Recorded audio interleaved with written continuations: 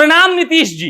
आपको आज ये बताने आए हैं कि जिस बक्सर के जगदीशपुर में इस देश के माननीय गृह मंत्री आए थे और वीर कुंवर सिंह का गाथा पढ़कर गए, उसी बक्सर में लौंडा सब बंदूक के नोक पर लड़की को कह रहा है कि मारे सिक्सर के 6 गोली छाती मेरे, आ हिम्मत होला ई खाली अहिर जाति मेरे। और नीतीश जी आगे सुनते जाइएगा उस चंपारण की कहानी, जिस चंपारण से आप बहुत इंस्पायर होकर गांधी जी का नियम और कानून पूरा बिहार में लागू किए हैं।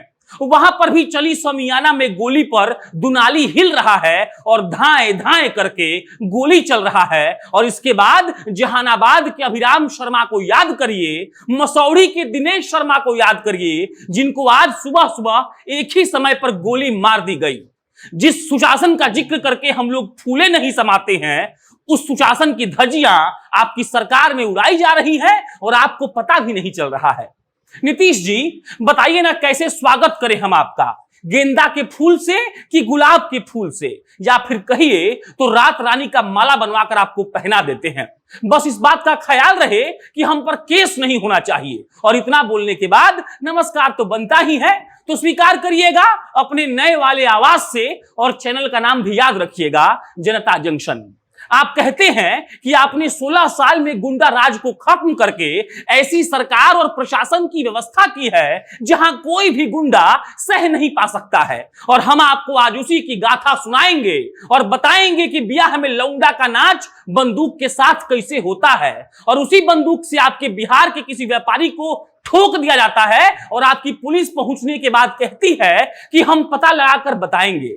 अरे हुजूर, मरने वाला मर गया और आपकी नाकाम पुलिस पता लगाने के बजाय कहीं कोका कोला के साथ गोल्ड फ्लेक पी रही होगी और उन रोते बिलखते आवाज को धीरे से इग्नोर कर रही होगी। आपको पता है हुजूर, आप कहते हैं कि 7 बजे शाम के बाद लालू यादव के राज में कोई घर से बाहर नहीं निकलता था, लेकिन 7 बजे सुबह आपकी सुशासन में किसी को गोली मार दी जा रही है और कोई खोज खबर नहीं है।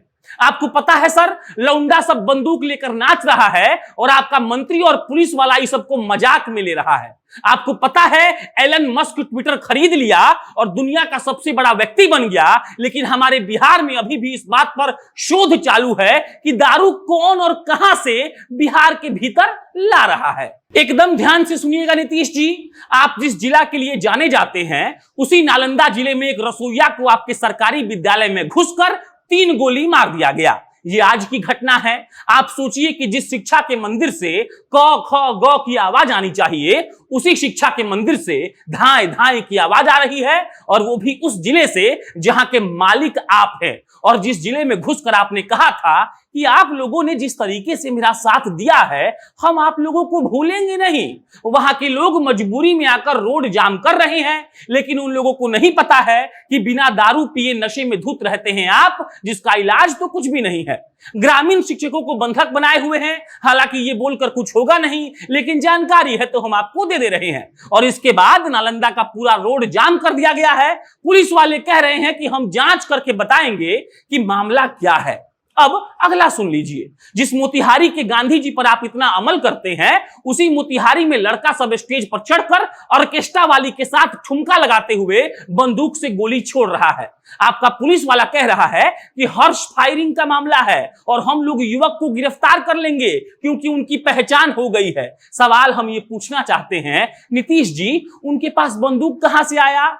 हमको ये जानने का इच्छा है कि उनको बंदूक अगर मिल गया तो आपकी पुलिस उस वक्त क्या कर रही थी। मेरा मन बेचैन है ये समझने के लिए कि आपकी पुलिस या फौज दारू छोड़कर कोई और काम कर भी सकती है या नहीं। और उसके बाद अगर आपके पास थोड़ा सा समय है तो इस बात का जवाब तलाश करिएगा कि दारू तो घुस जा रहा है, लेकिन अवैध हथियार आपके बिहार में कहां से घुस रहा है? इन सब बातों का जवाब आपके पास नहीं होगा नीतीश जी, हमको चाहिए भी नहीं। और इसी के बाद आप बक्सर का मामला जान लीजिए।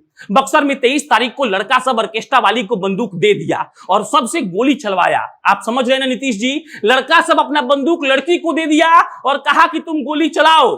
इससे ज्यादा छूट बिहार के अलावा कहीं और मिल ही नहीं सकता है। हमारे बिहार में 500 का एक दारू पकड़ा जाए, तो उसको 10 साल की सजा होती है, लेकिन लड़की को 2 बंदूक दिया गया है जो बिल्कुल अवैध है, उससे गोली चल रहा है और आपकी प्रशासन कह रही है कि हम लोग जांच कर रहे हैं। जैसे ही पता चलेगा कि वो कौन है तो हम लोग प्राथमिकी दर्ज करके उसको गिरफ्तार कर लेंगे। अरे सर, भाड़ में जाए आपकी प्राथमिकी और भाड़ में जाए आपकी पुलिस। साइबर सेल वालों को कहिए कि समोसा और पकौड़ी छान के आपके कार्यालय पर भिजवा दे, क्योंकि उनके पास फुर्सत नहीं है उन लोगों को पकड़ने का।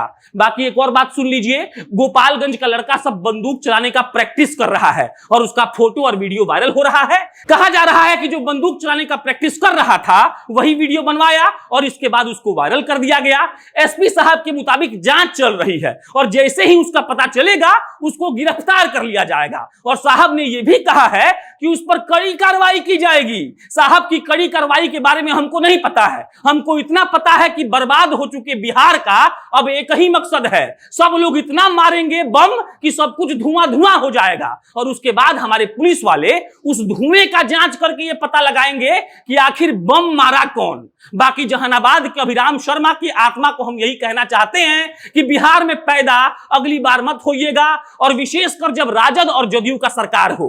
भाजपा वाले ये सुनकर अपने आप को तुर्रम खान मत समझे, क्योंकि जो अमित शाह बक्सर आकर वीर कुंवर सिंह के बारे में चिल्ला रहे थे वही अमित शाह मंच पर चढ़कर 19 लाख रोजगार के बारे में एक शब्द नहीं बोले।